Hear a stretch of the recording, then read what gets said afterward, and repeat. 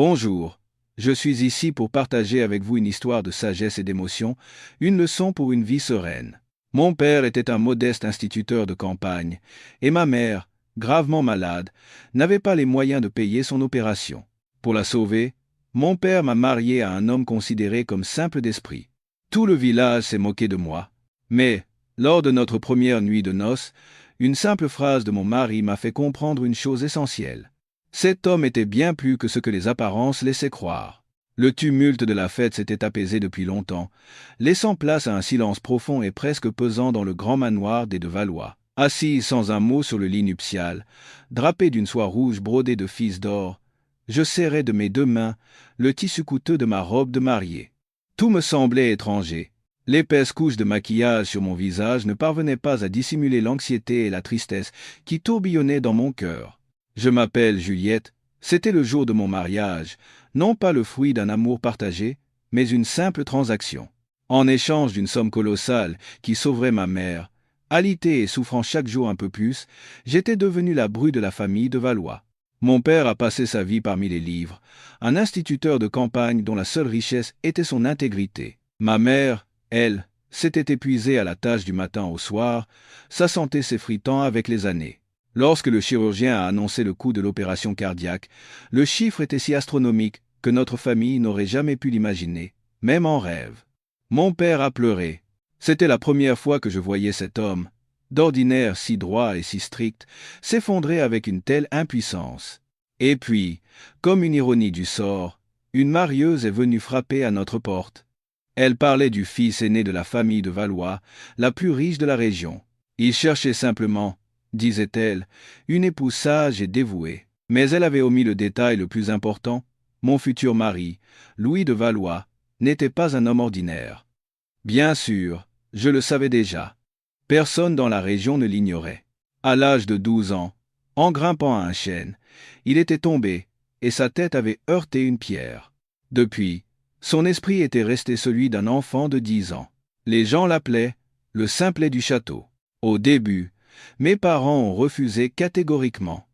Ils ne pouvaient pas me pousser dans un tel mariage. Mais en voyant les larmes silencieuses de mon père, en remarquant ses cheveux qui avaient grisonné en une seule nuit, j'ai pris ma décision.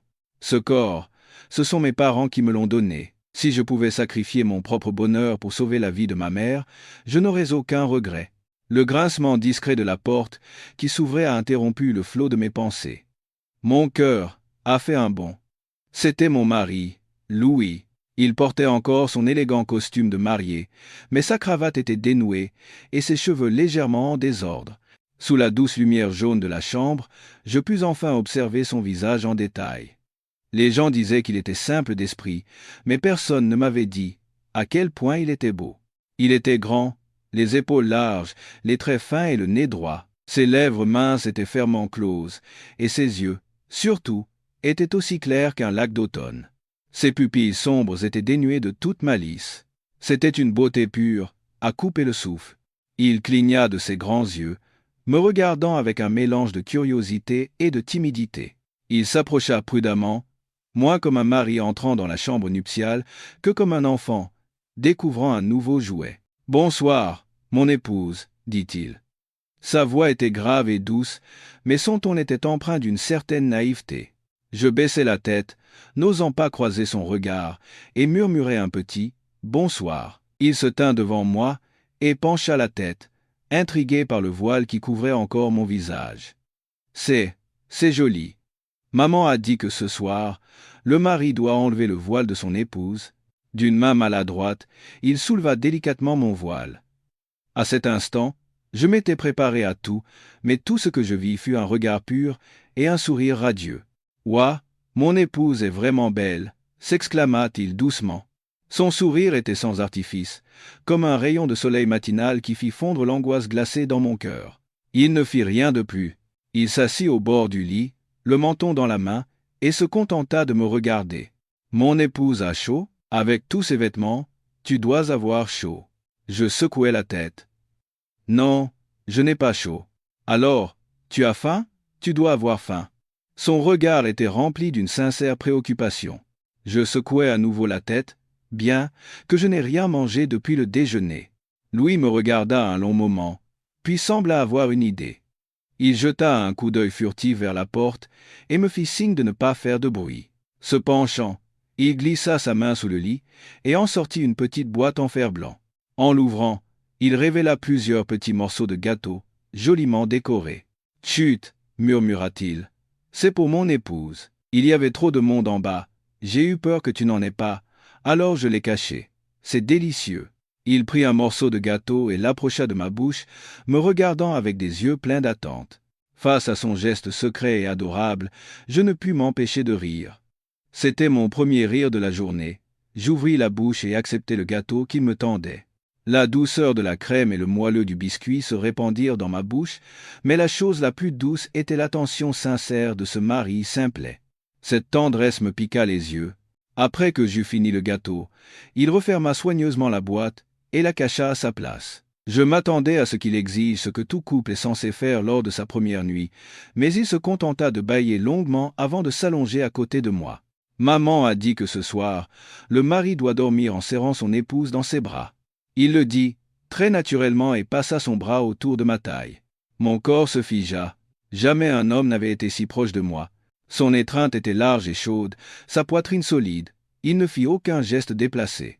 Il se contenta de me serrer contre lui, enfouit son visage dans mes cheveux, et, bientôt, sa respiration devint régulière.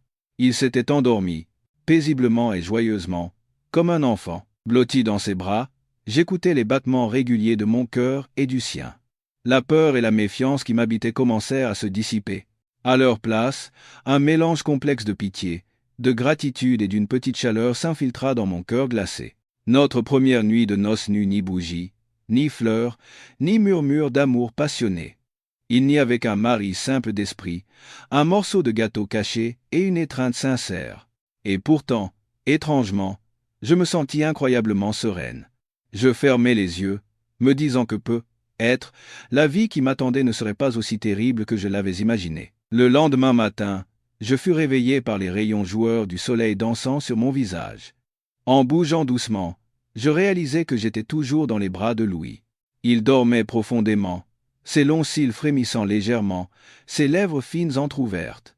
Il avait l'air si paisible, si inoffensif. Je retirai délicatement son bras pour ne pas le réveiller et me glissai hors du lit. J'avais dormi profondément, pour la première fois sans cauchemar depuis que j'avais accepté ce mariage. La présence de Louis à mes côtés, loin de m'angoisser, m'avait procuré un étrange sentiment de sécurité. Je compris qu'il était différent des autres hommes. Dans son esprit, j'étais probablement une nouvelle amie, quelqu'un dont sa mère lui avait instamment demandé de bien s'occuper. Alors que je cherchais des vêtements, on frappa à la porte. Je m'enveloppai à la hâte dans la couette. « Qui est-ce ?»« Madame, c'est Manon, la femme de chambre attitrée de Monsieur Louis.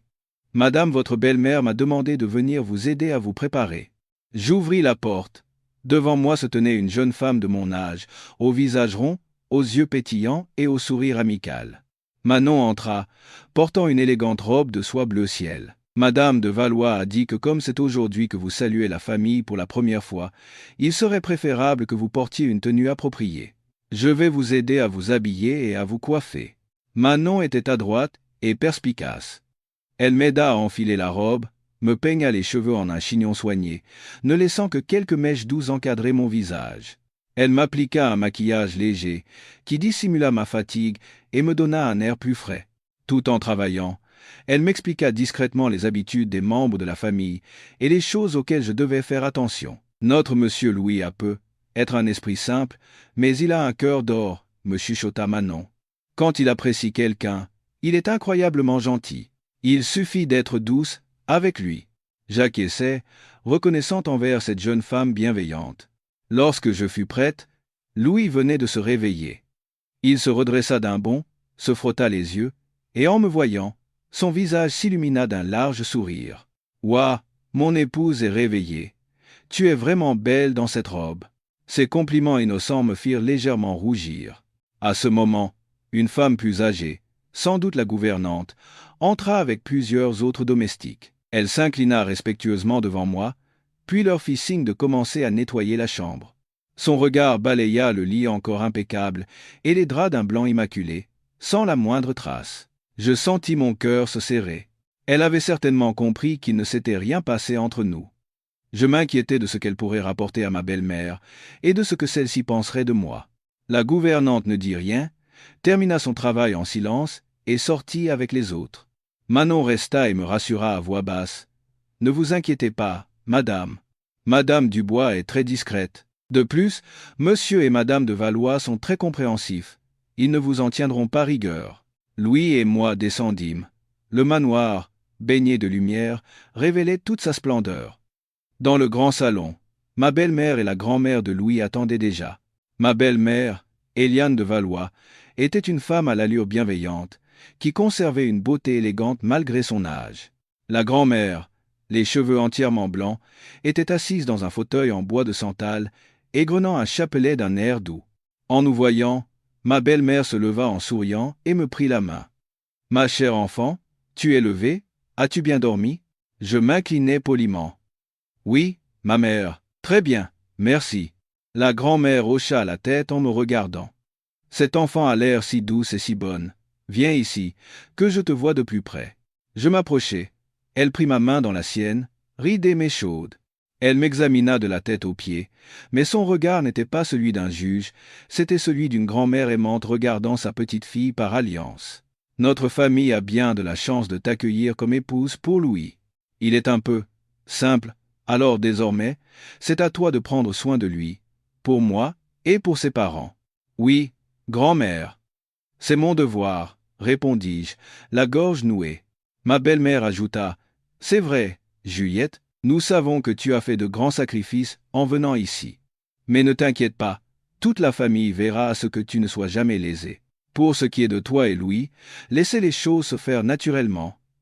Personne ne vous forcera. » Les paroles de ma belle-mère furent comme un baume sur mon cœur, apaisant toutes mes craintes. Je m'étais préparé au mépris, aux soupçons, même aux reproches. Mais je ne reçus que tolérance et compréhension. Je compris qu'ils ne voulaient pas de moi pour perpétuer la lignée ou pour maintenir les apparences.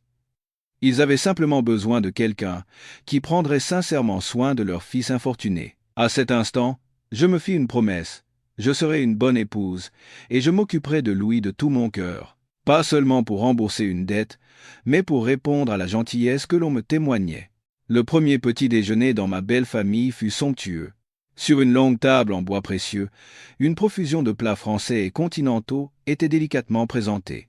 Mon beau-père, Henri de Valois, était un homme imposant et taciturne. Durant le repas, il m'adressa quelques mots sur ma famille et la santé de ma mère, puis mangea en silence. Mais je sentis, dans son regard, qu'il était satisfait. À table, en plus de nous deux, de la grand-mère et de mes beaux-parents, se trouvaient deux autres femmes. Ma belle-mère me les présenta comme les tantes de Louis, les sœurs de mon beau-père. La cadette, Hélène, avait un visage doux et bienveillant, toujours souriant. La benjamine, Béatrice, était tout son contraire. Elle avait des traits acérés, des yeux vifs et une bouche qui semblait toujours prête à lancer une pique. Le repas se déroula dans une atmosphère plutôt agréable, principalement grâce à Hélène qui menait habilement la conversation. La grand-mère, de bonne humeur, raconta de vieilles anecdotes. Seule Béatrice me lançait de temps à autre un regard perçant. La personne la plus agitée à table était sans conteste Louis.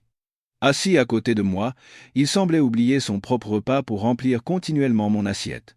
Un œuf au plat, du bacon, une tartine beurrée. Mon assiette devint rapidement une petite montagne. « Mange beaucoup, mon épouse, » dit-il joyeusement. « Tout ça, c'est très bon. Il n'y a pas ça chez toi. » Ces paroles naïves firent rire toute la tablée.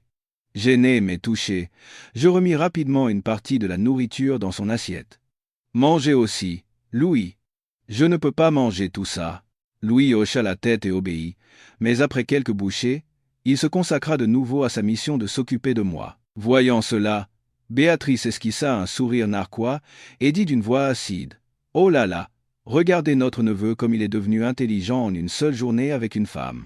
Il sait même servir son épouse. C'est vrai que quand on est bien éduqué, ça fait toute la différence. » Les mots de la tante Béatrice furent comme de fines aiguilles, se plantant dans mon cœur. Je savais qu'elle me visait. Ma belle-mère fronça légèrement les sourcils et s'apprêtait à dire quelque chose, quand Hélène posa doucement ses couverts et dit en souriant, Mais enfin, Béatrice. C'est tout à fait normal que Louis s'occupe de sa femme, il l'adore. Moi, ça me fait plaisir de le voir comme ça. L'affection dans un couple se construit sur ces petites choses, n'est-ce pas? C'est bien différent de celles qui, dans leur jeunesse, ont joué les indifférentes avec celui qu'elles aimaient et se retrouvent seules aujourd'hui.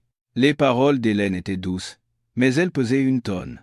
Le visage de Béatrice se crispa, un mélange de gêne et de colère, mais elle ne put rien répliquer. Elle foudroya sa sœur du regard, puis se remit à manger en silence. Grâce à cet incident, je devinai que la tante Béatrice avait elle-même un passé douloureux qui avait rendu son caractère si épineux.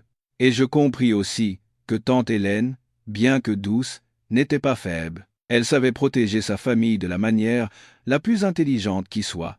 Après le repas, j'accompagnai ma belle-mère et les deux tantes au salon pour prendre le thé. La grand-mère était retournée dans sa chambre, et Louis courait dans le jardin pour jouer avec les grands bergers allemands. Tante Hélène me fit asseoir à côté d'elle et me demanda gentiment : « Ma chère enfant, tu te plais ici ? Si tu as besoin de quoi que ce soit, n'hésite jamais à le demander. Ne sois pas timide. » « Merci, ma tante. Tout le monde est si gentil avec moi, » répondis sincèrement. Assise en face, tante Béatrice but une gorgée de thé et reprit la parole. Cette fois, son ton était un peu moins sarcastique. C'est une chose d'être bien traité, c'en est une autre de vivre ici. Ce n'est pas si facile, je te le dis pour que tu sois prévenu. Notre Louis est un peu simple. À l'avenir, c'est toi qui devras tout porter sur tes épaules et t'occuper de tout. Ne viens pas pleurer à la moindre difficulté. Même si ces mots étaient encore durs, je sentis qu'au fond, elle n'avait pas de mauvaises intentions. Peut-être me mettait-elle en garde, me testait-elle à sa manière. Ma belle-mère posa sa tasse en souriant. « Vous êtes terribles, toutes les deux. Elle n'est là que depuis un jour, elle s'habituera petit à petit. Juliette, ces temps-ci, les affaires de ton beau-père sont très prenantes, et je dois l'aider un peu. Je vais donc devoir te confier entièrement la charge de Louis. Considère-le comme un petit frère que tu as à la maison. Éduque-le et prends soin de lui. Il t'écoutera très bien. » J'acquiesçai et promis respectueusement : « Oui, ma mère, c'est entendu. Je prendrai bien soin de Louis. » En discutant avec les trois femmes influentes de la maison, je sentis la distance entre nous se réduire peu à peu. Elles avaient des personnalités différentes, mais je croyais qu'elles avaient toutes un bon cœur. Ma vie de bru aurait certainement ses défis, notamment avec la piquante tante Béatrice. Mais j'étais convaincu que si j'agissais avec sincérité, je finirais par gagner le respect et l'affection de tous. Ma vie au sein de la famille de Valois s'installa progressivement. En journée, j'apprenais de ma belle-mère comment gérer la maison et de tante Hélène l'art de la composition florale et la cérémonie du thé. Parfois, je devais endurer les remarques acerbes de tante Béatrice, mais je les accueillais avec un sourire. Le reste de mon temps, je le consacrais entièrement à Louis. Nous lisions des bandes dessinées, construisions des Legos et nous promenions dans le vaste jardin du domaine. Louise était comme une page blanche, pure et joyeuse. À ses côtés, nul besoin d'être sur ses gardes ou de calculer. Chaque soir, après le dîner, je préparais une bassine d'eau tiède avec du gingembre et du sel pour que nous nous fassions un bain de pieds ensemble. C'était une habitude que ma mère m'avait enseignée. Elle disait que cela améliorait la circulation sanguine et aidait à bien dormir. Ce soir-là, comme d'habitude, j'entrai dans la chambre avec la bassine. Louis était assis sur le lit, absorbé par une bande dessinée de super-héros. En me voyant, il leva la tête, les yeux brillants. « Mon épouse est là. Regarde, Hulk est super fort. » D'un seul coup de poing, il envoie une voiture volée. Je souris et posai la bassine par terre. « Louis, c'est l'heure de se laver les pieds. » Louis fit la moue comme un enfant. « Je ne veux pas me laver les pieds. Ce n'est pas amusant. Je veux lire ma BD. Non, il faut avoir les pieds propres pour dormir. Tu ne vas pas écouter ton épouse ?» Je pris, un air volontairement sévère. Louis me regarda, hésitant. Il avait peur que je me fâche. Finalement, il posa sa bande dessinée et s'assit sagement au bord du lit. Je m'agenouillai devant lui retirai doucement ses chaussettes et plongeai ses pieds dans l'eau chaude. Ses pieds étaient grands et chauds. Je les massai doucement de la paume de mes mains, de la plante aux orteils. L'eau chaude semblait l'apaiser. Il resta assis tranquillement, me fixant de ses yeux clairs. « Mon épouse » appela-t-il doucement. « Oui ?» Je levai la tête. « C'est vraiment bien de se laver les pieds. » Il sourit. « C'est chaud. » Ces mots me réchauffèrent le cœur. Après lui avoir lavé et séché les pieds, alors que je m'apprêtais à vider la bassine, Louis m'attrapa soudain la main. « Attends, mon épouse. » « Qui a-t-il » Il descendit du lit et me prit la serviette des mains. « Cette fois, c'est moi qui vais laver les pieds de mon épouse. » J'étais surprise et gênée. « Non, ce n'est pas la peine. Je peux le faire toute seule. » Non, Louis était catégorique. « Maman a dit qu'un mari et une femme ne font qu'un. Ce que mon épouse fait pour moi, je dois le faire pour elle. Assieds-toi, vite. » Il avait l'air si sérieux que je ne pus refuser. Je m'assis donc au bord du lit. Louis s'agenouilla devant moi et imita exactement ce que j'avais fait. Il retira délicatement mes chaussettes et plongea lentement mes pieds dans l'eau. Mais ses gestes étaient bien plus maladroits que les miens. Ne sachant pas masser, il se contentait de frotter mes pieds, comme on nettoie un objet. Parfois, il appuyait trop fort, et cela me chatouillait, me faisant éclater de rire. « Pourquoi tu ris, mon épouse ?» demanda-t-il, perplexe. « Non, rien. C'est juste que ça me chatouille beaucoup. » En m'entendant rire, Louis se mit à rire aussi. Son sourire était clair et radieux. Il essuya chacun de mes orteils avec soin, puis leva la tête pour me regarder. Il avait l'air fier, comme s'il venait d'accomplir une mission très importante. « Voilà, les pieds de mon épouse sont propres. Ça sent bon. » Face à lui, je ne pus m'empêcher de tendre la main pour lui caresser les cheveux. « C'est bien, Louis. » Ravi de mon compliment, il sourit de toutes ses dents. Cette nuit-là, au lit, il me serra dans ses bras comme d'habitude. Mais cette fois, je ne ressentis plus aucune gêne. Je me blottis volontairement contre sa poitrine chaude, sentant une paix m'envahir. À travers ses soins maladroits mais sincères, je compris que ce mari simple et savait, à sa manière, aimer sa femme. Notre relation n'était pas une passion amoureuse brûlante. C'était un attachement familial, un lien de confiance mutuelle. Un sentiment doux et chaleureux, mais plus solide que tout. Et je sus que le mur de glace dans mon cœur, à l'égard de ce mariage, commençait à fondre. Une semaine après notre mariage, je demandai à ma belle-mère la permission de rendre visite à mes parents. Ma mère venait de subir son opération. Bien qu'elle ait été un succès, elle avait encore besoin de repos et de soins. Ma belle-mère accepta immédiatement et prépara une montagne de cadeaux pour mes parents, des fortifiants précieux, du ginseng et des denrées rares. Alors que je faisais mes bagages, Louis entra dans la chambre en courant, l'air tout excité. « Mon épouse, où vas-tu ? Je veux venir avec toi. » J'hésitais un peu. « Je vais voir mes parents. C'est loin et il n'y a rien d'amusant à faire. »« Je veux venir quand même. » Louis était obstiné. « Moi aussi. Je dois saluer mon beau-père et ma belle-mère. Maman l'a dit. Elle a dit que comme je suis leur gendre, je dois être un bon fils pour eux. » Il débita tout cela d'un trait. Face à sa logique, je ne pus refuser. Voyant mon accord, et craignant sans doute que je ne change d'avis, il courut demander au chauffeur de préparer la voiture. Sur la route, Louis était fou de joie. C'était probablement très rare pour lui de quitter le domaine. Il collait son visage à la vitre, me montrant tout ce qu'il voyait et me posant 1000 questions. « Mon épouse, ce bâtiment est vraiment haut. Mon épouse, pourquoi les cochons aiment se rouler dans la boue? Mon épouse, cette nougatine a l'air délicieuse. » Je répondais patiemment à chacune de ces questions.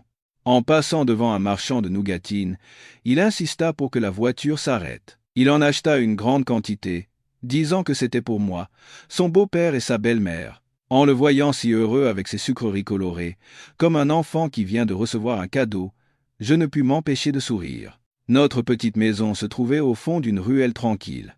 Quand la voiture de luxe s'arrêta devant la porte, tous les voisins sortirent pour voir. Mon père sortit précipitamment pour nous accueillir, l'air à la fois heureux et mal à l'aise. Dès qu'il vit mon père, Louis s'inclina respectueusement. « Bonjour, mon beau-père. » Mon père, un peu surpris par les bonnes manières de son gendre, le releva vivement. « Oh Louis, entre, je t'en prie. » En entrant, je vis ma mère assise sur une chaise en bambou qui nous attendait.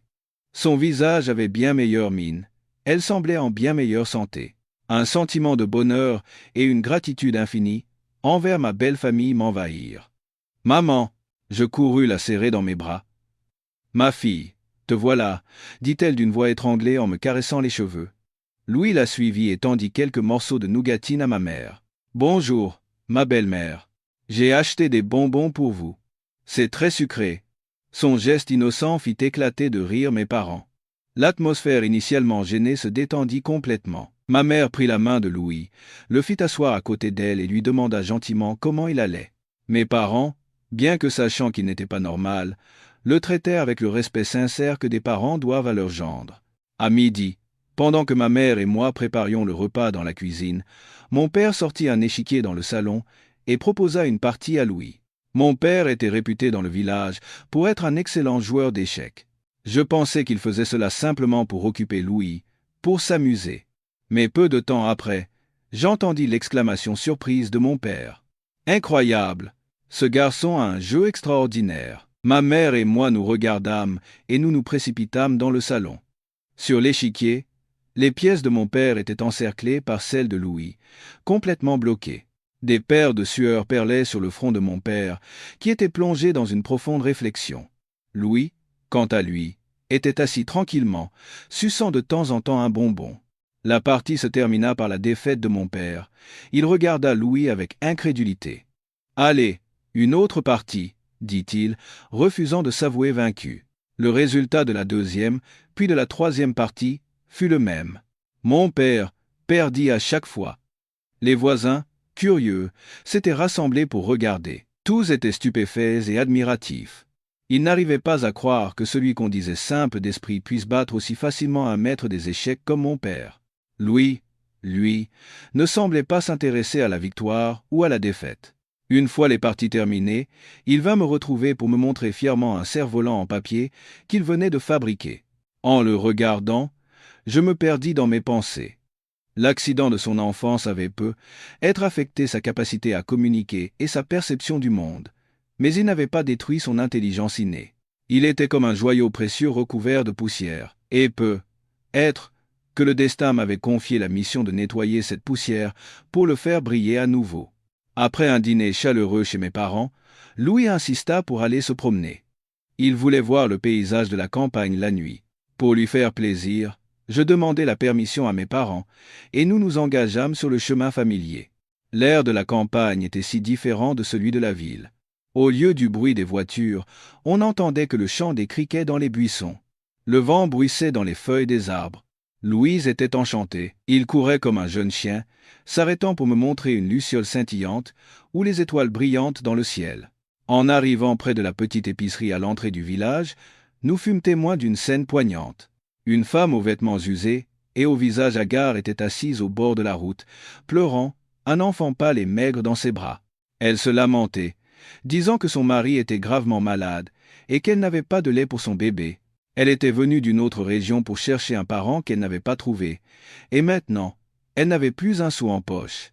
En entendant cela, Louis s'arrêta. Il regarda la femme et l'enfant avec des yeux pleins de compassion.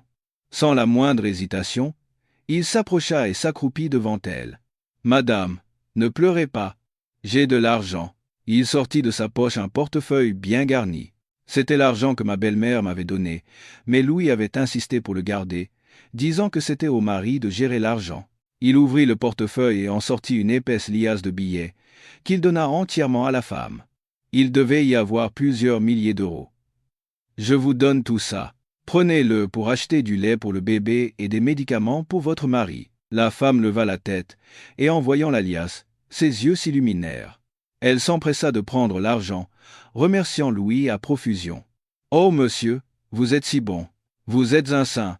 Merci infiniment.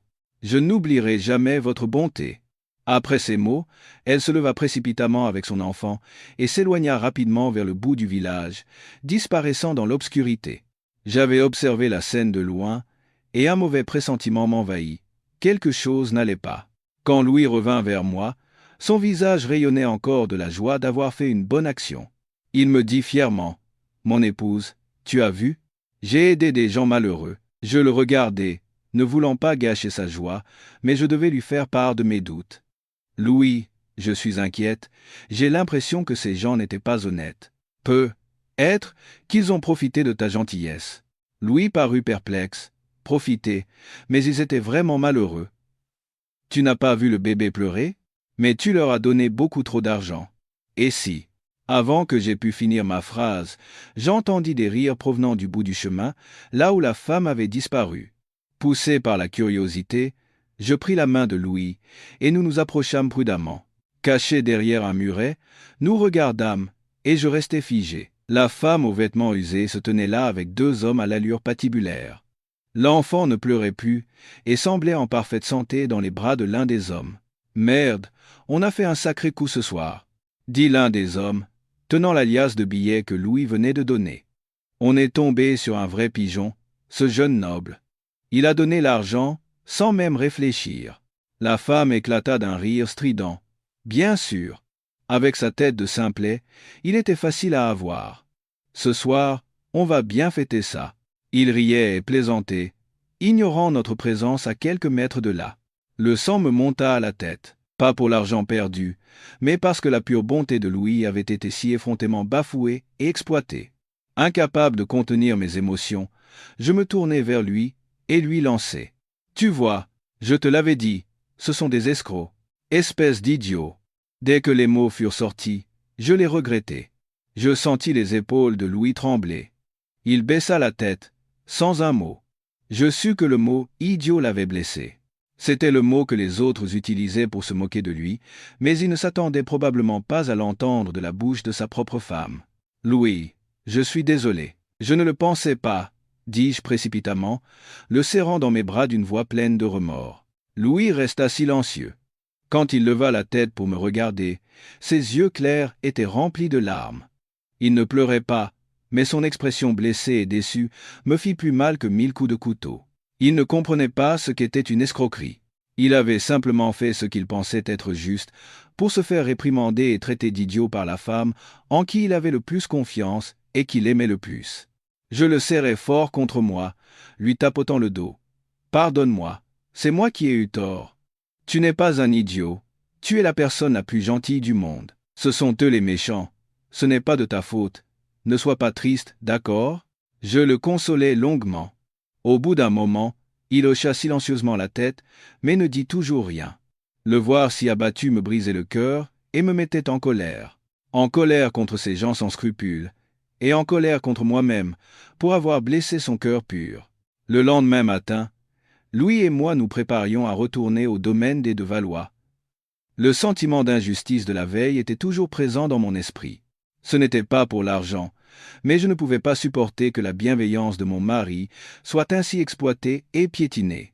J'ai décidé de rétablir la justice pour lui. Avant de partir, je lui ai dit, « Louis, aujourd'hui, nous allons récupérer notre argent. Cet argent est à toi. Nous ne pouvons pas le laisser à des gens malhonnêtes. » Louis, encore, sous le choc de la veille, me regarda d'un air perplexe. « Mais, mon épouse a dit que c'était des méchants. Ce n'est pas dangereux de les revoir. Ne t'inquiète pas, je suis là. Nous allons juste récupérer ce qui nous appartient. » Je le regardai droit dans les yeux, d'un air déterminé. Louis me fixa un instant, puis hocha doucement la tête. Je l'emmenai au marché du bourg voisin. Je me doutais que les escrocs viendraient y dépenser l'argent volé. Effectivement, après un petit tour, je les ai repérés. La femme de la veille portait des vêtements neufs et était attablée à la terrasse d'un restaurant avec les deux hommes devant une table couverte de plats coûteux. Je pris une profonde inspiration, rassemblai mon courage, pris la main de Louis et marchai droit vers leur table. « Bonjour, vous faites bon appétit. » À ce que je vois, j'essayai de paraître aussi calme que possible. Les trois levèrent la tête. En nous voyant, ils furent surpris un instant, puis retrouvèrent leur arrogance. « Qui êtes-vous ? On ne vous connaît pas, » dit l'homme qui avait pris l'argent. « Vous ne nous connaissez pas ? Alors l'argent que vous dépensez actuellement, vous ne le connaissez pas non plus. » Je désignai son portefeuille. « Cet argent appartient à mon mari. Vous avez profité d'un bébé pour abuser de sa bonté. Maintenant, rendez-le-nous. » L'homme ricana et se leva. Il me dépassait d'une bonne tête et était très costaud. « Mademoiselle, vous êtes amusante. Cet argent, votre ami nous l'a donné volontairement. Qui a abusé de qui? N'est-ce pas, mon ami ?» Il se tourna vers Louis avec un clin d'œil moqueur. Louis, effrayé, se cacha derrière moi. Il l'a donné volontairement à des gens dans le besoin, pas à des escrocs comme vous. Rendez-nous l'argent. Je ne reculai pas d'un pas. Tu commences à me chercher, toi, gronda l'homme. Tu veux l'argent? Viens le chercher, ma jolie. Il tendit soudain la main pour me peloter. Surprise, je reculai, mais ne pus l'éviter. Au moment où sa main sale allait me toucher, une ombre noire surgit. C'était Louis. D'où lui venait un tel courage, je l'ignore, mais il poussa l'homme de toutes ses forces. Surpris par l'attaque soudaine, l'homme tituba et tomba à la renverse. Les deux autres se levèrent d'un bond pour s'en prendre à Louis. Dans la confusion, j'agis par instinct. J'arrachai le portefeuille des mains de l'homme à terre et, sans hésiter, je le giflai de toutes mes forces. Le claquement sonore figea tout le monde autour. L'homme, tenant sa joue, hurla de rage. « Tu oses me frapper? Attrapez-les !» Je ne leur laissai pas le temps de réagir. Je serrai la main de Louis et criai « Louis, cours !» Nous nous enfuîmes à travers le marché, courant à perdre haleine. Derrière nous, les insultes des escrocs et les regards curieux des gens pleuvaient. Nous ne nous arrêtâmes qu'une fois rentrés à la maison. Après avoir claqué la porte, Louis et moi nous appuyâmes contre le mur, haletants. Mon cœur battait encore la chamade. Jamais de ma vie je n'avais fait quelque chose d'aussi téméraire et violent. Mais en regardant Louis à côté de moi, je vis que, bien qu'un peu effrayé, ses yeux brillaient de fierté. Et le plus important, le portefeuille était en sécurité dans ma main. Je sentis que tout cela en valait la peine. Louis me regarda et éclata de rire. Mon épouse est incroyable. Mon épouse a puni les méchants. Le voir rire à nouveau me soulagea. Je brandis le portefeuille devant lui, en souriant. Tu vois, je te l'avais dit, nous avons rétabli la justice. Il hocha la tête. Son regard était rempli d'admiration et de confiance. À cet instant, je compris que je n'étais pas seulement sa femme et celle qui prenait soin de lui. J'étais aussi sa protectrice, celle qui défendait son cœur pur et bon contre la laideur du monde. Et j'étais prête à le faire, quel qu'en soit le prix. Notre esclandre au marché du bourg parvint rapidement aux oreilles de ma belle-mère. La voiture de luxe et l'identité de Louis étaient des cibles trop faciles à reconnaître et à commenter. Dès notre arrivée au manoir, Madame Dubois nous accueillit avec un visage inquiet, nous informant que M. de Valois nous attendait dans le salon. Je savais que je ne pouvais pas y échapper. Je pris la main de Louis et lui dis « Tout à l'heure, devant tes parents, je prendrai toute la responsabilité. Toi, ne dis rien. » Louis hocha la tête, mais une étrange détermination brillait dans ses yeux. Ma belle-mère était assise sur le canapé, l'air plutôt sévère. Mon beau-père et la tante, Béatrice, étaient également là. L'atmosphère dans le salon était plus pesante que jamais. Où étiez-vous? Tout le marché parle de vous. Qu'avez-vous encore fait? Demanda ma belle-mère, sans cacher son mécontentement. Alors que je baissais la tête, prête à avouer ma faute, Louis fit soudain un pas en avant. « Mère, c'est de ma faute. » Tout le monde dans la pièce fut stupéfait. C'était la première fois que Louis reconnaissait sa faute aussi clairement.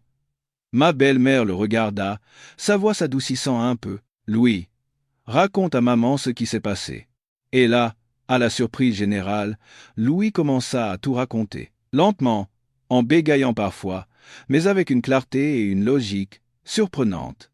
Il expliqua comment il avait donné de l'argent à la femme malheureuse et à quel point il avait été triste de découvrir qu'il avait été trompé. Il raconta que sa femme était courageusement allée récupérer l'argent et qu'il l'avait protégée contre le méchant. « Mère, » dit Louis en levant la tête vers elle. Ses yeux clairs ne montraient aucune peur. « Je sais que vous m'avez dit de ne pas donner d'argent à des inconnus dehors. Mais quand j'ai vu le bébé pleurer, j'ai eu tellement pitié. Je ne pense pas que ce soit mal d'aider les gens dans le besoin. » Il fit une pause, puis poursuivit d'une voix plus ferme. « Je ne pense pas non plus que ce soit mal que mon épouse soit allée récupérer l'argent qu'on nous a volé. C'est notre argent. Pourquoi le laisser à des méchants? Et quand cet homme a voulu frapper mon épouse, je l'ai arrêté. Vous m'avez toujours appris qu'un homme doit protéger sa femme. Je pense que ce n'est pas mal non plus. » Un silence de plomb s'abattit sur la pièce. Moi, mon beau-père, ma belle-mère et même la tante Béatrice, nous étions tous sans voix. Ce n'était pas le discours d'un enfant, mais une plaidoirie solide, pleine de logique et d'émotion. Louis baissa la tête et dit à voix basse « La seule chose que j'ai mal faite, c'est de ne pas avoir écouté mère et d'avoir donné de l'argent à quelqu'un sans permission. Pour ça, j'accepte d'être puni. » Après ces mots, il se dirigea silencieusement vers un coin de la pièce et se mit face au mur. Ma belle-mère resta assise, stupéfaite. Je vis ses yeux rougir. Elle était à la fois en colère, peinée et probablement fière de son fils. Mon beau-père, d'ordinaire si imposant et silencieux, hocha doucement la tête, une lueur de satisfaction dans les yeux. Même la tante Béatrice, toujours si critique, ne dit rien. Elle regardait alternativement le dos de Louis et moi, et son regard n'était plus aussi acéré qu'avant, il était complexe. Ma belle-mère se leva et s'approcha de Louis. Elle ne le gronda pas, elle lui caressa doucement la tête. « Tu es vraiment un simplet, » dit-elle, mais sa voix était pleine d'amour. « Mais tu as raison, tu n'as rien fait de mal. Seulement, la prochaine fois que tu voudras aider quelqu'un, demande d'abord à ton épouse, d'accord ?» Face au mur, Louis répondit d'une petite voix. « Oui, c'est bon, tu n'es pas puni. Viens, que maman voie si tu n'es pas blessé. » Louis courut joyeusement vers sa mère. Ma belle-mère se tourna alors vers moi. Son regard était rempli de gratitude et de confiance. « Juliette, merci, merci d'être à ses côtés et de le protéger. » La gorge nouée, je secouai la tête. « Non, ma mère, c'est mon devoir. Et c'est Louis qui m'a protégé. » Cette nuit-là, je ne pus trouver le sommeil. La plaidoirie de Louis résonnait dans ma tête. Il n'était pas un idiot. Absolument pas. Il avait un cœur bon, sa propre logique et une capacité claire à distinguer le bien du mal. Il était comme un génie enfermé dans son propre monde, et je réalisais de plus en plus que ma vie à ses côtés n'était pas un sacrifice, mais un voyage de découverte, rempli de surprises et de joie. Je me sentais incroyablement chanceuse d'être sa femme. Ma vie s'écoula ainsi paisiblement pendant près d'un mois. Nos sentiments pour Louis et moi se firent de plus en plus profonds. Il me suivait partout, et je m'habituais à sa présence. Ma belle famille me traitait encore mieux. Ma belle-mère me considérait comme sa propre fille. Tante Hélène était toujours attentionnée. Tante Béatrice, bien que toujours piquante dans ses paroles, montrait par ses actes qu'elle m'avait accepté et m'appréciait. Alors que le bonheur semblait me sourire, une visiteuse inattendue vint jeter la première ombre sur mon mariage. Un après-midi de week-end, alors que toute la famille était réunie au salon, une voiture s'arrêta devant le portail. Peu après, Madame Dubois vint annoncer « Monsieur, Madame, Mademoiselle Chloé, la fille de Monsieur le Roi, est ici. » Au nom de Chloé, je vis les expressions de ma belle-mère et des deux tantes changer subtilement. Ma belle-mère fronça légèrement les sourcils, tante Béatrice eut un sourire sardonique, et tante Hélène me lança un regard inquiet. Seul mon beau-père et Louis restèrent impassibles. Une jeune et belle femme entra. Elle portait une robe de marque coûteuse, était maquillée avec soin et avait une attitude très arrogante. C'était Chloé. Elle balaya le salon du regard, et lorsque ses yeux se posèrent sur moi, assise à côté de Louis, je vis une lueur hostile traverser son regard. « Bonjour, monsieur. Madame de Valois, bonjour mes tantes, » dit Chloé d'une voix mielleuse, m'ignorant délibérément.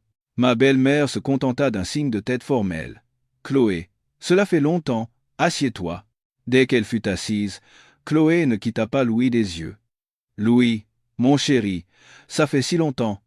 Comment vas-tu? Tu te souviens de moi ?»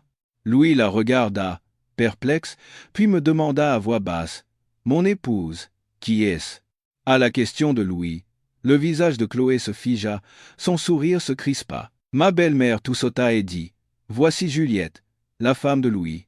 Ils se sont mariés il y a peu. » Ce n'est qu'alors que Chloé se tourna à contre-cœur vers moi, me jaugeant d'un air hautain. « Ah, bonjour, » dit-elle sèchement, avant de se retourner vers Louis et de reprendre d'une voix cajoleuse. « Louis, tu m'as vraiment oublié. C'est moi, Chloé. On était si proches quand on était petit. » Louis ne réagit toujours pas, se content de serrer ma main plus fort. L'atmosphère dans le salon devint extrêmement pesante. Ce soir-là, après le départ de Chloé, tante Hélène vint dans ma chambre. Elle ferma la porte et me dit d'un air désolé « Juliette, il y a quelque chose que tu dois savoir. » Tante Hélène me raconta le passé de Louis et Chloé. La famille de Chloé et la nôtre étaient des partenaires commerciaux de longue date. Louis et Chloé étaient promis l'un à l'autre depuis l'enfance, un mariage arrangé destiné à consolider les liens entre les deux familles. Mais après que l'accident a rendu Louis simple d'esprit, la famille de Chloé a prétexté que Chloé était encore jeune et voulait se concentrer sur ses études, annulant de fait les fiançailles. Notre famille était furieuse, mais ne voulait pas forcer les choses. Récemment, soupira tante Hélène, cette Chloé devait se marier avec un autre riche héritier. Mais ses fiançailles ont été rompues à la dernière minute à cause de son caractère capricieux et dépensier.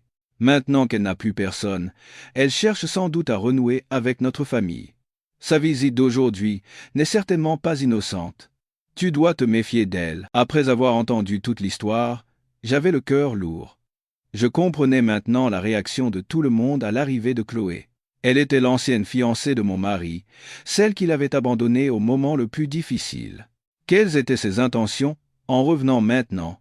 Je regardais Louis, profondément endormi à côté de moi. Je n'étais pas jalouse. Je savais qu'il n'y avait aucune trace de Chloé dans son cœur. Mais j'avais peur. Peur que son retour ne perturbe notre vie paisible. Peur qu'elle ne trouve un moyen de blesser mon mari. Simplet. Pour la première fois, je sentis une menace réelle peser sur mon mariage. Les jours suivants, Chloé se mit à venir fréquemment chez nous, prétextant vouloir nous rendre visite. Un jour, elle apportait des spécialités régionales. Un autre, elle disait vouloir apprendre quelque chose d'étante. Mais nous savions tous tacitement que son véritable objectif était de se rapprocher de Louis. À l'exception de mon beau-père et de Louis, toute la famille se montrait froide avec elle, mais par égard pour les anciennes relations, nous ne pouvions pas la chasser sans ménagement. Chloé ne semblait pas se soucier de l'attitude des autres. Elle se concentrait sur un seul objectif, Louis. Elle évoquait constamment de vieux souvenirs, parlait des jeux auxquels ils jouaient ensemble, mais Louis ne se souvenait de rien. Il se contentait de hocher la tête poliment avant de reprendre la conversation avec moi. Malgré l'indifférence de Louis, Chloé ne se découragea pas, devenant au contraire de plus en plus familière. Le point culminant fut atteint un après-midi, alors que Louis et moi étions assis sur un banc dans le jardin. Chloé apparut soudainement. « Louis, Juliette, vous êtes là. Je vous cherchais partout, » dit-elle avec un grand sourire, s'asseyant naturellement à côté de Louis, se glissant entre lui et moi. Louis fronça légèrement les sourcils, visiblement mal à l'aise avec cette proximité. Il se décala légèrement. Chloé, feignant de ne pas le remarquer, continua de parler joyeusement. Puis, soudain, elle tendit la main et prit celle de Louis. « Louis, ça fait si longtemps que je n'ai pas tenu ta main. Elle est toujours aussi chaude. » Sa voix était douce comme du miel. Louis, surpris, retira vivement sa main. Il me regarda, comme pour me demander mon avis. J'essayai de forcer un sourire, mais je sentais une colère monter en moi. Voyant cela, Chloé me lança un regard provocateur. « Ne vous méprenez pas, Juliette. Louis et moi sommes juste des amis d'enfance. » Puis, se tournant à nouveau vers Louis, elle lui posa une question pleine de sous-entendus. « Louis, dis-moi, quelle est la différence entre tenir ma main et tenir celle de Juliette ?» Je restais figé sur place. C'était une provocation claire et directe. Elle voulait m'humilier devant Louis. Je retins mon souffle, attendant sa réponse, tout en sachant que son esprit d'enfant ne comprendrait probablement pas la méchanceté de la question. Louis regarda Chloé, puis moi, perplexe. Il leva ma main, puis regarda la sienne, semblant réfléchir profondément. Après un instant, il répondit avec une totale franchise. « La main de mon épouse a des callosités. Elle n'est pas aussi douce que la main de mademoiselle. » La réponse de Louis fut comme un poignard en plein cœur. Je savais qu'il n'y avait aucune méchanceté de sa part, il ne faisait que constater un fait. Mes mains, abîmées par les travaux ménagers et le jardinage depuis mon enfance, ne pouvaient pas être aussi douces et lisses que celles d'une riche héritière comme Chloé. Mais entendre cela de la bouche de l'homme dont je m'occupais de tout mon cœur, je ne pus m'empêcher de ressentir une profonde blessure et un sentiment d'infériorité. Assise à côté de Chloé, je me sentis si petite, si rustre, si laide. Chloé, en entendant la réponse de Louis, parut très satisfaite. Elle me regarda avec un air de triomphe, un sourire moqueur aux lèvres. « Vous voyez, Louis est toujours aussi perspicace. Juliette, en tant que femme de Louis, vous devriez prendre un peu plus soin de vous. Un homme n'aime pas quand sa femme a les mains aussi rêches. » Chaque mot qu'elle prononçait était une épine dans mon orgueil. Je baissai la tête, serrant les poings. Je ne savais ni quoi dire, ni quoi faire. Je ne sentais que l'humiliation et l'impuissance monter en moi. Les larmes me montèrent aux yeux, mais je les retins de toutes mes forces. Je ne pouvais pas pleurer devant celle qui cherchait à m'humilier. Au moment où je sentais que je ne pouvais plus supporter, une voix acérée comme une lame retentit derrière nous. Depuis quand un déchet mis au rebut, osté, il se comparait à de l'or pur. Nous nous retournâmes tous, surpris. C'était la tante Béatrice. Je ne savais pas depuis combien de temps elle était là, ni ce qu'elle avait entendu. Son visage était glacial, et ses yeux perçants fixaient Chloé. Chloé pâlit légèrement, mais tenta de répliquer. « Ma tante, de qui parlez-vous en disant déchet ? La personne concernée le sait, mieux que quiconque. » Tante Béatrice s'approcha, les bras croisés. « Tu viens de demander à mon neveu quelle était la différence entre ta main et celle de sa femme, n'est-ce pas ? Laisse-moi te répondre à sa place. » Tante Béatrice baissa les yeux sur mes mains, puis regarda à nouveau Chloé. La main de Juliette a des callosités. C'est vrai. Ce sont les callosités du travail, de la piété filiale envers ses parents, du dévouement envers son mari. C'est la main d'une épouse et d'une bru précieuse. Quant à ta main, tante Béatrice eut un rictus. Elle est douce et blanche, certes, c'est la main de quelqu'un qui n'a fait que se divertir et n'a jamais travaillé de sa vie. C'était cette main qui devait tenir celle de notre Louis, mais qui l'a rejetée sans pitié quand mon neveu a eu des difficultés. Un objet jeté qui revient maintenant sans vergogne pour se comparer. Si ce n'est pas un déchet, qu'est-ce que c'est ? Chaque mot de tante Béatrice était comme de l'acier, frappant le visage de Chloé sans ménagement. Chloé, furieuse, devint écarlate, bégayant sans pouvoir répondre. « Ma tante, comment pouvez-vous me parler ainsi ? Je ne fais que dire la vérité. » Tante Béatrice garda son expression froide. « Ah, et quant à mon simplet de neveu ?» Elle se tourna vers Louis, qui regardait la scène, perplexe, vraiment stupide. Il ne reconnaît même pas les mains de sa femme qui a tant travaillé pour sa famille, et il va complimenter les mains d'une autre. En rentrant, je dirai à sa mère de le corriger sévèrement. C'était une réprimande pour Louis, mais je savais qu'elle était destinée à être entendue par Chloé. La confrontation tendue entre tante Béatrice et Chloé attira l'attention des autres membres de la famille. Ma belle-mère et tante Hélène accoururent. Voyant la tension, ma belle-mère tenta de calmer les esprits. « Béatrice, ça suffit. Chloé est encore jeune. Parlons-lui calmement. Elle n'est pas jeune, ma sœur. Elle est assez grande pour savoir comment blesser les autres avec des mots. Cette maison n'accueille pas les ingrats. » Tante Béatrice était catégorique. Humiliée devant toute la famille, Chloé ne put plus le supporter. Elle se leva d'un bond, les larmes aux yeux. « Je ne reste pas une minute de plus chez vous. » Elle s'enfuit en colère, sans un mot d'adieu. Ce n'est qu'après son départ que l'atmosphère se détendit. Tante Béatrice me foudroya du regard, puis s'approcha de moi. Sa voix était nettement plus douce. « Arrête de pleurer. Ça ne vaut pas la peine de pleurer pour les paroles de ce genre de personnes. » C'est alors que je ne pus plus me retenir. Les larmes d'injustice coulèrent sans fin.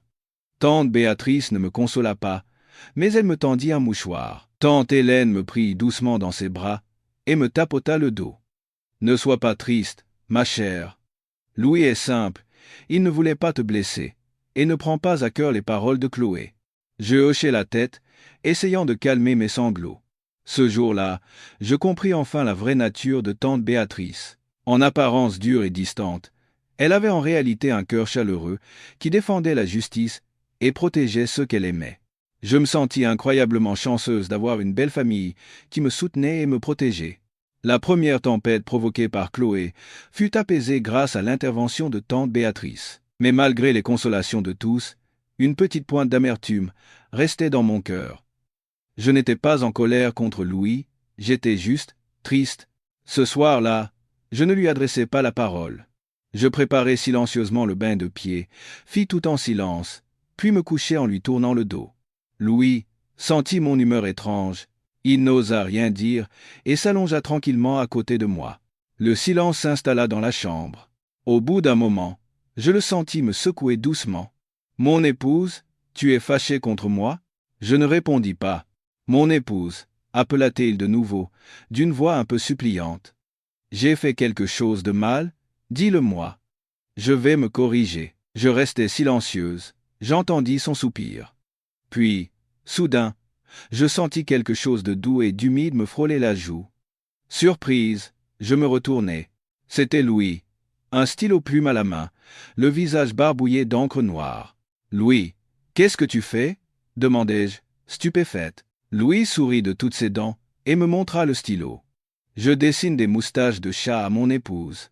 Maman a dit que notre chat, quand il est en colère, il se calme si on lui gratte le menton. Mon épouse, c'est mon chat, alors je te dessine des moustaches.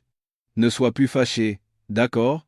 Il leva à nouveau le stylo pour continuer son œuvre.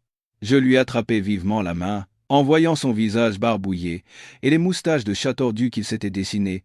Il avait dû s'entraîner sur lui-même, et en entendant sa logique absurde, je ne pus retenir un éclat de rire. Mon amertume s'était envolée. Vraiment, quel incorrigible simplet, dis-je en riant, tout en lui nettoyant le visage avec une serviette. Je ne suis pas un simplet. Je veux juste que mon épouse ne soit plus fâchée, protesta-t-il en faisant la moue. Alors, tu n'es plus fâché? Non, je fis exprès de bouder. Pourquoi as-tu dit que la main d'une autre était douce et que la mienne avait des callosités? Louis se gratta la tête, embarrassé. Mais, je disais juste la vérité, la main de mon épouse a vraiment des callosités. Puis, soudain, il prit ma main et la posa contre sa joue. Mais je préfère la main de mon épouse, elle est chaude. Quand mon épouse me caresse la tête, je suis si heureux. La main de cette mademoiselle Chloé, elle est froide. Je ne l'aime pas. Ces paroles sincères firent fondre mon cœur. Je savais qu'il ne comprenait pas les sous-entendus, mais il avait ses propres ressentis. Il n'aimait pas Chloé, et il aimait la chaleur de mes mains. Cela me suffisait. Je le regardai droit dans les yeux, et décidai de lui expliquer clairement, pour qu'il comprenne. Louis, écoute-moi bien. Maintenant, je suis ta femme. Et tu es mon mari. Un homme qui a une femme ne doit pas prendre la main d'une autre femme, ni complimenter une autre femme devant sa femme. Compris. Louis pencha la tête, comme pour digérer mes paroles. Après un instant, il hocha la tête très sérieusement. Compris. Je suis le mari de mon épouse, je ne prendrai que la main de mon épouse. Je ne prendrai plus jamais la main de mademoiselle Chloé. J'écouterai mon épouse. Il le promit fermement, et comme pour le prouver, il prit mes deux mains et embrassa chacune de mes callosités. J'aime les callosités de mon épouse, j'aime mon épouse.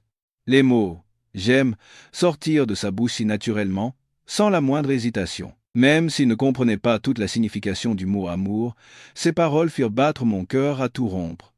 Je serrai mon mari, simplet dans mes bras. Il n'avait pas besoin de comprendre les choses compliquées.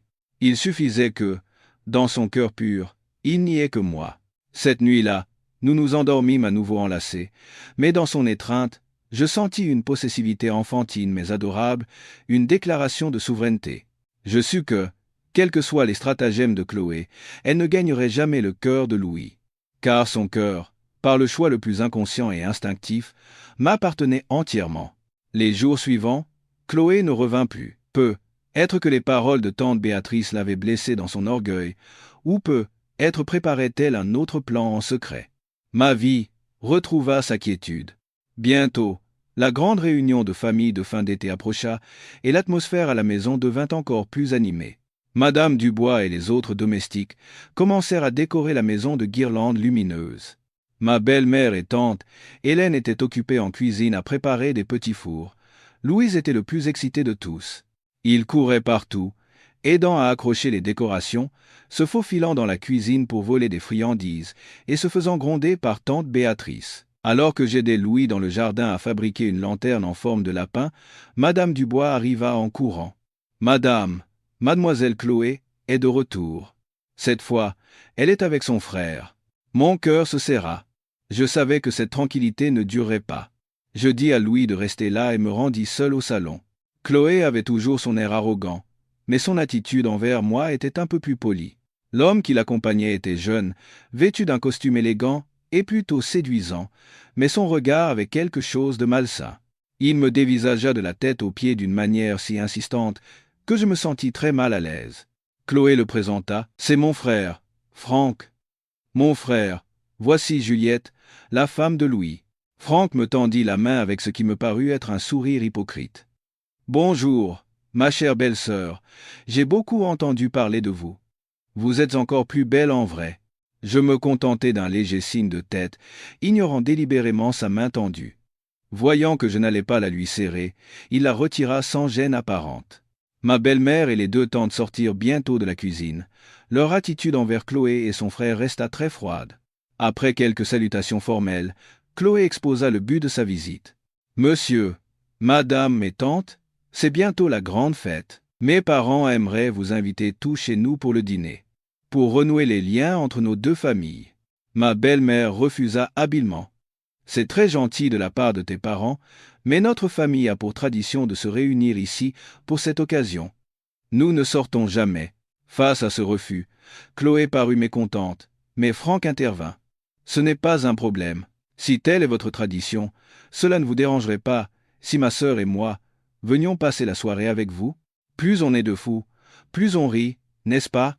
Arrivée à ce point, ma belle-mère ne put plus refuser et accepta à contre-cœur.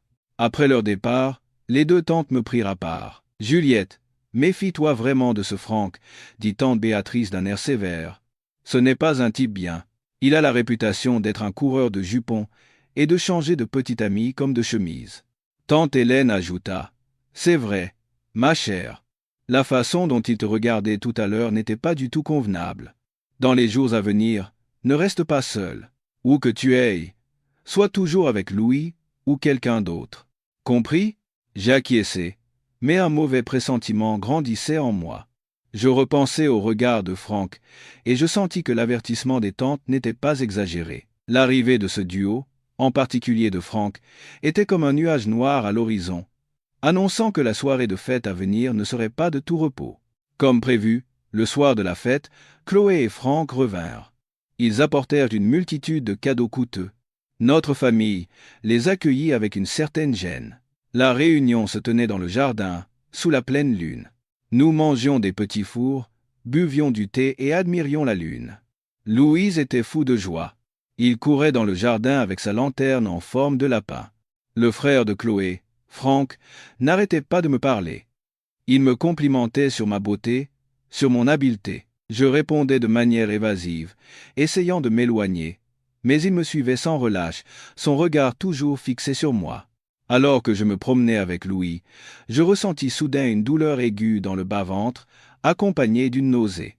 Cela m'arrivait souvent ces derniers temps, et j'avais aussi perdu l'appétit. Mon intuition de femme me disait quelque chose, mais je n'en étais pas encore sûr. Je prétextai à Louis que j'étais un peu fatigué et que je voulais rentrer me reposer. Je me rendis dans la chambre de la grand-mère et de ma belle-mère. Je voulais leur en parler, elles qui avaient le plus d'expérience. Après que je leur eus décrit mes symptômes, elles se regardèrent, une lueur de joie dans les yeux. « Juliette, ma petite sotte, » dit ma belle-mère d'une voix tremblante en me prenant la main. « Se pourrait-il qu'un heureux événement se prépare ?» La grand-mère hocha la tête. « Oui, ces symptômes sont exactement les mêmes que ceux de ta belle-mère quand elle attendait Louis. Demain, nous ferons venir un médecin pour en être sûr. » Une émotion indescriptible m'envahit. De la joie, de l'excitation et un peu d'inquiétude. Si j'attendais vraiment l'enfant de Louis, ce serait un bonheur immense. Un enfant serait le lien qui scellerait nos sentiments, la joie de toute la famille. Mais je ne pouvais le dire à personne, y compris à Louis, avant d'avoir une confirmation. Après notre conversation, je dis que j'allais retourner dans ma chambre. En traversant le couloir, la femme de chambre de Chloé m'arrêta. Elle avait l'air paniqué. « Madame, mademoiselle Chloé a soudain très mal au ventre. Elle demande si monsieur Louis pourrait venir la voir. » Je fronçai les sourcils. Encore un stratagème. Sachant que Chloé ne m'appréciait pas, pourquoi me demandait-elle de l'aide? « N'avez-vous pas appelé un médecin ?» demandai-je. « Non, mademoiselle a dit que ce n'était pas la peine. Elle veut juste que monsieur Louis vienne la voir. Elle dit que le simple fait de le voir la guérira. » Je savais que c'était un piège. Chloé voulait attirer Louis dans sa chambre pour créer une situation ambiguë. Je ne pouvais pas laisser cela se produire. Louis n'est pas médecin. Je vais demander à ma belle-mère d'aller la voir. Je me retournai pour partir, mais la domestique me retint par le bras. « Madame, s'il vous plaît, aidez-moi. Si monsieur Louis ne vient pas, mademoiselle va me punir. » Alors que je discutais avec elle, une silhouette surgit de l'ombre derrière moi. Une forte odeur de parfum d'homme me piqua le nez. Avant que j'aie pu réagir, un bras puissant me serra par derrière. C'était Franck. Ma chère belle-sœur, où allez-vous si vite? Restez jouer un peu avec moi. Sa voix visqueuse et pleine de désir résonna à mon oreille. Terrifié, je me débattis, mais il était trop fort. Il me tenait fermement, une main sur ma bouche, l'autre commençant à parcourir mon corps. Lâchez-moi, j'essayai de crier, mais mon cri resta étouffé. La femme de chambre de Chloé, voyant la scène, devint blême, mais s'enfuit sans rien faire. Il n'y avait plus que ce démon et moi. N'ayez pas peur, je veux juste faire plus ample connaissance. Votre mari est un simplet. Comment peut-il rendre heureuse une si belle femme? Venez avec moi. Je vous donnerai tout ce que vous voulez, me chuchota-t-il à l'oreille. Je ressentis un dégoût extrême. De toutes mes forces, je mordis la main qui couvrait ma bouche. Aïe! Franck hurla de douleur et retira sa main. Profitant de cet instant, je le repoussai violemment et criai « Au secours! Aidez-moi » Manon, la femme de chambre de Louis, entendit mon cri et accourut. En voyant la scène, elle fut horrifiée. « Monsieur Franck, qu'est-ce que vous faites? Lâchez madame. Dégage, ce ne sont pas tes affaires, » gronda Franck. Furieux de ma résistance, il leva la main et me gifla violemment. Ma tête tourna, ma joue me brûlait. Alors que je tombais, Manon se précipita pour me protéger, mais Franck lui donna un coup de pied brutal. « Aujourd'hui, tu ne m'échapperas pas, » dit-il, en se jetant sur moi. Désespéré, je fermai les yeux. Dans ma tête, il n'y avait que l'image de Louis et de l'enfant à naître dans mon ventre. Non, je ne peux pas le laisser nous faire du mal. Je dois protéger mon enfant. Au moment où Franck allait me toucher, un rugissement de colère retentit au bout du couloir. « Ne touche pas à ma femme. » J'ouvris les yeux d'un coup. C'était Louis. Il tenait encore sa lanterne en forme de lapin, mais son visage n'avait plus rien de l'innocence habituelle. Ses yeux, injectés de sang, brûlaient de fureur. Il ressemblait à une bête traquée, prête à déchiqueter quiconque oserait toucher à ce qui lui était précieux. Franck aussi se figea en voyant Louis.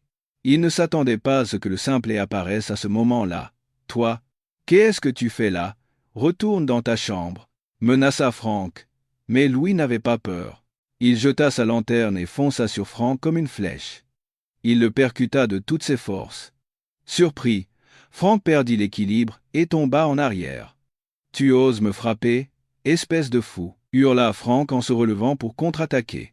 Les deux hommes se battirent. Louis était grand, mais ne connaissait aucune technique de combat. Il agissait uniquement par instinct, celui d'un mari protégeant sa femme. Franck, habitué aux bagarres, était en bien meilleure forme.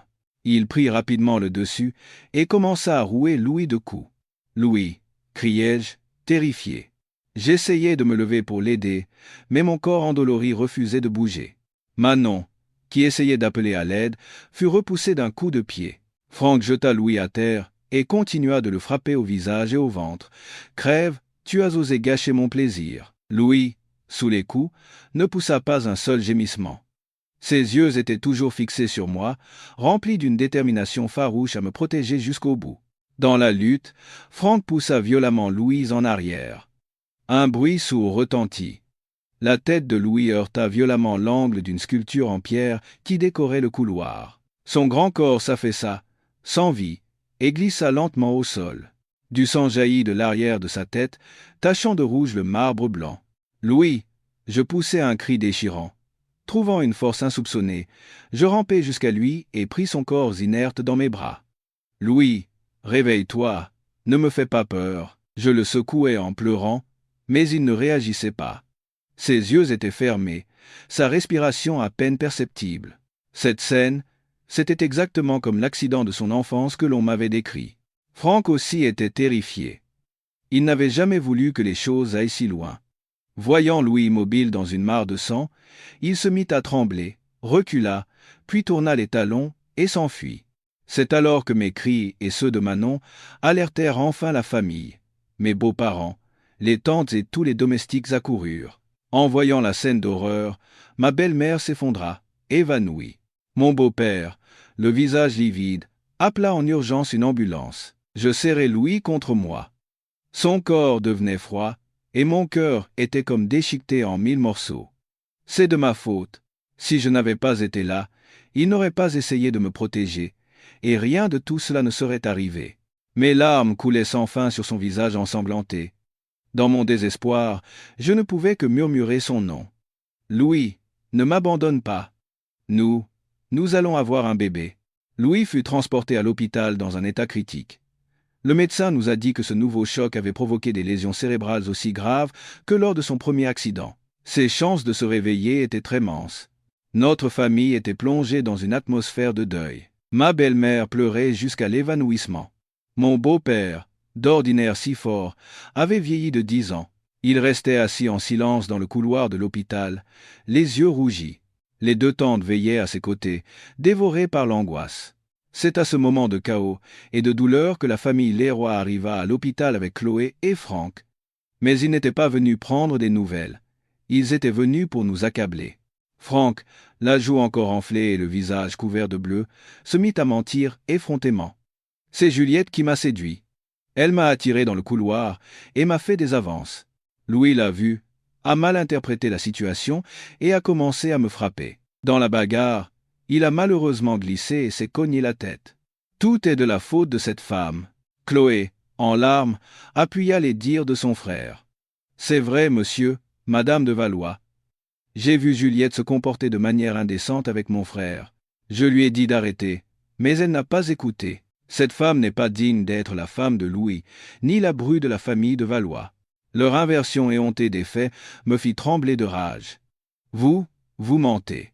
C'est Franck qui m'a agressé, et Louis a été blessé en essayant de me protéger. Tu oses encore nier ? Franck me pointa du doigt. Si tu ne m'avais pas séduit, pourquoi aurais-je fait ça ? Regardez-la, tous, c'est une paysanne. L'argent de notre famille l'a rendue avide. Comme elle n'arrivait pas à séduire son mari, elle a essayé de séduire son beau-frère. Il faut chasser cette femme de la famille. Ces calomnies étaient comme des poignards dans mon cœur, mais ce qui me fit le plus mal, ce fut le silence de certains. Je sentis quelques parents éloignés commencer à me regarder avec suspicion. Au moment où je me sentais la plus désespérée et impuissante, mon beau-père se leva soudainement. Il s'avança et se plaça devant moi. Assez. Sa voix était basse, mais pleine d'autorité. La bru de la famille de Valois, c'est moi qui la connais le mieux. Je crois, Juliette, il doit y avoir un malentendu. Ma belle-mère, malgré sa douleur immense, s'approcha, soutenue par tante Hélène. Son regard était toujours rempli de confiance. Franck, Chloé, rentrez chez vous. Nous éclaircirons cette affaire quand Louis se réveillera. Mais, madame, tenta de dire Chloé. Dehors, tous les deux, cria tante Béatrice, n'y tenant plus. Mon neveu se bat entre la vie et la mort, et vous venez encore faire du scandale ? Vous voulez que j'appelle la police pour qu'on tire ça au clair ? Face à la fermeté de ma belle famille, Chloé et Franck reculèrent. Mais à ce moment précis, je sentis une force invisible monter en moi. Je pensais à Louis, je pensais à l'enfant dans mon ventre. Je ne pouvais pas m'effondrer. Je devais être forte, pour mon honneur, celui de mon mari et celui de mon enfant. Je sortis de la protection de mon beau-père et regardai Chloé, Franck et tous les autres droits dans les yeux. Vous dites que j'ai séduit Franck ? Que je ne suis pas digne d'être la bru des de Valois ? Ma voix était claire et tranchante comme de l'acier. Alors, laissez-moi vous dire une chose. Moi, Juliette, je porte en ce moment l'enfant de Louis de Valois, l'héritier de la famille de Valois. Je posai une main sur mon ventre et le déclarai fièrement. Le couloir de l'hôpital fut secoué par un murmure de stupeur. Tout le monde était sous le choc. Chloé et Franck devinrent blancs comme des linges. Mes beaux-parents et les 2 tantes me regardèrent, leurs yeux passant de la surprise à une joie inexprimable, mêlée d'inquiétude. Cette heureuse nouvelle arrivait si soudainement, dans des circonstances si tragiques. C'était un espoir, mais aussi mon arme la plus puissante. Elle brisait toutes les calomnies et confirmait ma place inébranlable dans cette famille. Alors que le couloir était encore sous le coup de ma déclaration, la porte des urgences s'ouvrit brusquement et une infirmière sortit en courant. Le patient s'est réveillé. Le patient s'est réveillé. Oh, c'est beau! Tout le monde se figea. Un miracle venait de se produire. Peu de temps après, Louis fut transféré des urgences à une chambre privée. Il semblait encore faible, un bandage blanc autour de la tête, mais il était bien réveillé. Ma famille et moi le suivîmes de près.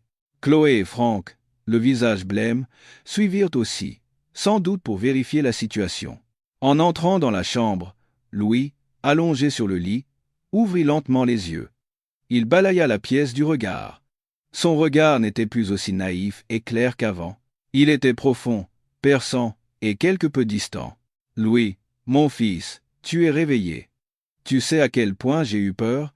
Ma belle-mère se précipita pour lui prendre la main, sanglotant. Louis regarda sa mère, son père, sa grand-mère et ses deux tantes. Il hocha doucement la tête et ouvrit la bouche. Sa voix était un peu rauque, mais incroyablement claire. « Je suis désolé de vous avoir inquiété. » Son ton et sa manière de parler avaient complètement changé. Il n'appelait plus « maman »,« papa », comme un enfant, mais avec le respect d'un fils adulte.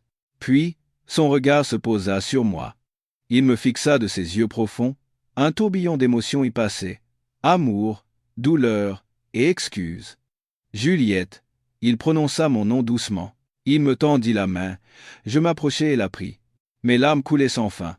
Il essuya doucement mes larmes. « Ne pleure pas, je suis revenu maintenant.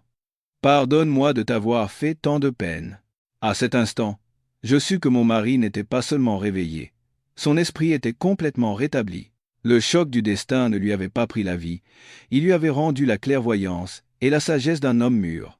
Près de la porte, Frank et Chloé, voyant Louis réveillé et parfaitement lucide, devinrent livides. Ils tentèrent de s'éclipser. « Un instant, s'il vous plaît ?» La voix de Louis retentit. Elle n'était pas forte, mais suffisante pour les clouer sur place. « Monsieur Frank, mademoiselle Chloé, où comptez-vous aller ? Notre conversation n'est pas terminée. » Louis leur lança un regard glacial. Il s'adossa lentement contre l'oreiller. Bien que faible, sa prestance avait complètement changé. Il était imposant, calme, dominateur. « Monsieur Frank, vous venez de dire que ma femme vous a séduit ?» demanda Louis d'une voix égale. Frank bégaya. « Il y a des caméras de surveillance dans les couloirs de l'hôpital. Une vérification suffirait à établir la vérité, » continua Louis. « Mais ce n'est même pas nécessaire. À ce moment-là, j'ai entendu de mes propres oreilles vos insultes envers ma femme, et j'ai vu de mes propres yeux votre violence à son égard. Un homme qui calomnie et accable une femme sans défense. Ne vous trouvez-vous pas lâche ?» Chaque mot de Louis touchait Frank en plein cœur. Il baissa la tête, sans un mot. Puis Louis se tourna vers Chloé. Elle tremblait de peur. « Et mademoiselle Chloé, je ne me souviens pas de notre passé commun. Mais je sais une chose, Juliette est ma femme aujourd'hui. C'est la seule femme que j'aime et que je veux protéger. Elle attend mon enfant. Sa place est irremplaçable. » Il s'arrêta, regardant Chloé avec un mélange de pitié et de fermeté. « Si vous aviez vraiment le moindre sentiment pour moi, vous nous souhaiteriez du bonheur. Mais si vous êtes venu ici avec d'autres intentions, alors je pense que nous n'avons plus besoin de nous revoir. » Les paroles de Louis étaient fermes, polies, mais d'une cruauté implacable. Elles arrachaient le masque d'hypocrisie de Chloé et Frank, tout en affirmant de la manière la plus forte son amour pour moi et ma place à ses côtés.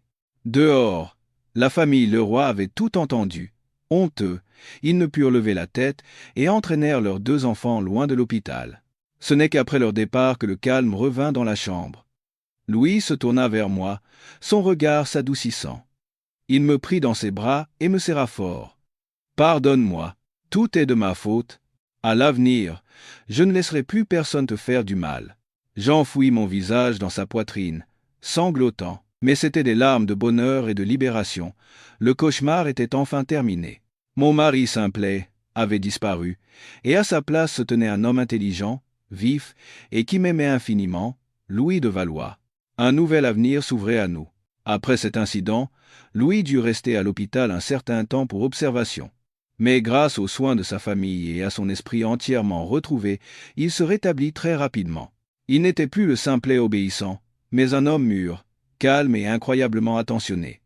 Il me consacrait toute son attention et ses soins.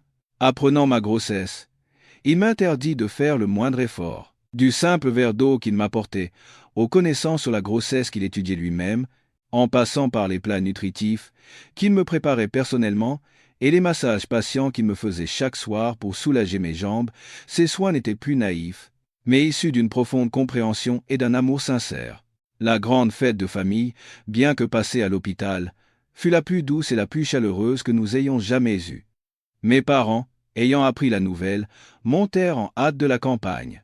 Ma belle-mère les accueillit très chaleureusement, et il n'y avait plus aucune distance entre nos deux familles. Ce soir-là, notre grande famille se réunit dans la chambre de Louis. La pièce était décorée de petites lanternes jolies. Nous mangions les petits fours préparés par ma belle-mère et tante Hélène, buvions du thé et discussions joyeusement. Mes parents, en voyant leur gendre complètement transformé, étaient à la fois heureux et un peu incrédules. Louise était extrêmement polie avec ses beaux-parents. Il leur servait sans cesse des gâteaux, du thé, et s'enquérait de l'état de santé de ma mère. « Beau-père, belle-mère, ne vous inquiétez pas. Dès que je sortirai de l'hôpital, j'emmènerai belle-mère dans la meilleure clinique de Paris pour un bilan complet, dit Louis à mes parents. Mon père, ému, lui prit la main. Louis, je ne sais comment te remercier. Avoir un gendre comme toi est une véritable bénédiction pour notre famille. Ensuite, tout le monde nous laissa un moment seuls. Louis m'aida à aller sur le balcon, d'où l'on voyait la lune ronde et brillante. Il posa une veste légère sur mes épaules. « Tu n'as pas froid ?» Je secouai la tête, m'appuyant contre son épaule. Nous regardâmes la lune en silence, nos cœurs battant à l'unisson. Après un moment, il dit doucement « Juliette, merci. »« Pourquoi ?» demandai-je. « Merci d'être venue à mes côtés dans les moments les plus sombres de ma vie. Merci d'avoir pris soin d'un simplet comme moi, avec ta douceur et ta patience. Merci de m'avoir fait confiance, et merci de porter notre enfant. » Il se tourna pour me prendre dans ses bras, et déposa un léger baiser sur mon front. Je n'ai aucun souvenir de l'époque où j'étais simple d'esprit, mais je sais que les sentiments que ce simplet avait pour toi étaient réels. Et le Louis d'aujourd'hui t'aime 1000 fois plus. Fais-moi confiance. Je consacrerai le reste de ma vie à te rendre heureuse, toi et notre enfant. En entendant sa confession sincère, mon cœur fut inondé de bonheur. Je passai mes bras autour de son cou et le serrai fort. Je te crois, j'irai avec toi jusqu'au bout de cette vie. Sous la douce lumière de la lune d'automne, nous échangeâmes un baiser tendre. Toutes les tempêtes étaient passées, il ne restait que l'amour, la confiance et la promesse d'un avenir heureux. Cette fête de famille, pour nous, signifiait véritablement des retrouvailles complètes. 4 mois plus tard, Louise était complètement rétablie et avait repris les rênes de l'entreprise familiale. Il montra un talent inné, gérant tout avec brio, à la grande satisfaction et fierté de son père. Mon ventre s'était bien arrondi. J'étais devenu le trésor de toute la famille. Tout le monde me couvrait d'attention, mais le plus méticuleux, et aussi le plus taquin, était Louis. Depuis qu'il avait retrouvé son intelligence, Louis semblait être devenu beaucoup plus espiègle. Il trouvait toutes sortes d'excuses pour être près de moi. « Mon épouse, je suis si fatigué après le travail. Fais-moi un câlin pour recharger mes batteries. » « Mon épouse, j'ai lu dans un livre que parler au fœtus le rend plus intelligent. Viens, je te prends dans mes bras et nous parlerons à notre bébé ensemble. » « Mon épouse, tes jambes ne te font pas mal? Viens, je vais te masser. Ah, et pendant que j'y suis, je vais juste te garder un peu dans mes bras. » Chaque fois, cela me faisait rire et me rendait heureuse. Mon ancien mari, Simplet, avait disparu, et à sa place se trouvait un mari effronté, câlin, mais si adorable. Notre relation n'était plus seulement faite de soins, mais aussi de la romance et de l'amour passionné d'un couple. Il me faisait souvent de petites surprises. Un bouquet de fleurs, un cadeau que j'aimais. Il disait vouloir me compenser pour ne pas avoir eu un vrai mariage et une vraie vie de couple. Notre vie était remplie de rires et de bonheur. Louis n'était pas seulement un mari aimant et un futur papa attentionné, mais aussi un gendre extrêmement filial. Il m'emmenait souvent rendre visite à mes parents à la campagne, leur acheter toutes sortes de fortifiants et faisait rénover leur maison. Un soir, alors que nous regardions un film ensemble, le bébé dans mon ventre donna soudain un grand coup de pied. Louis se précipita pour coller son oreille à mon ventre, le visage rempli de surprise et de joie. « Ouah, il cherche papa. Notre bébé est en pleine forme. » Il resta l'oreille collée à mon ventre et chuchota au bébé. « Mon petit trésor, tu vas bien là-dedans? Sois sage, ne fatigue pas maman. Papa et maman attendent ta naissance avec impatience. » En voyant son attitude si tendre et aimante, je me sentis la femme la plus heureuse du monde. J'avais cru un jour que ma vie sombrait dans les ténèbres en épousant un mari simple d'esprit. Mais le destin m'a souri. Ce simplet m'a aimé du cœur le plus pur, et un miracle m'a rendu un mari parfait. Notre histoire n'a peut être pas de rebondissements trop dramatiques ou de tempêtes violentes. C'est simplement une histoire d'amour, de sacrifice et du miracle de la vie. L'ancien simplet a disparu, mais l'amour qu'il m'a donné n'a pas changé. Il ne fait que s'approfondir et devenir plus sage de jour en jour. Et nous continuerons d'écrire ensemble cette histoire d'amour parfaite, en accueillant notre premier enfant sous les bénédictions de toute notre famille, et en commençant une nouvelle vie pleine d'espoir.